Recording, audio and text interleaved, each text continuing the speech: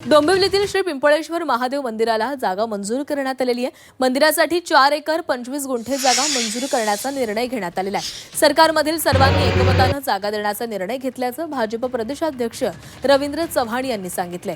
या निर्णयामुळे पिंपळेश्वर मंदिर भूमीची अनेक वर्षांची लढाई अखेर यशस्वी ठरल्याची ही भावना त्यांनी व्यक्त केली आहे। तसंच मंदिराला जागा मिळावी ही त्यांचा संकल्प पूर्ण झाल्यानं त्यांनी सहकुटुंब श्री पिंपळेश्वर महादेव मंदिरामध्ये पूजा केलेली आहे। सर्वांनी एक मताने असं ठरवलं की नाही, पिंपळेश्वराला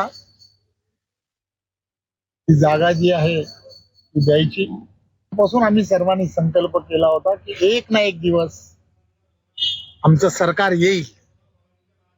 आमचं सरकार ज्या दिवशी येईल त्या दिवशी आम्ही ही जागा जी आहे ती जागा ही मिळवून घेऊ।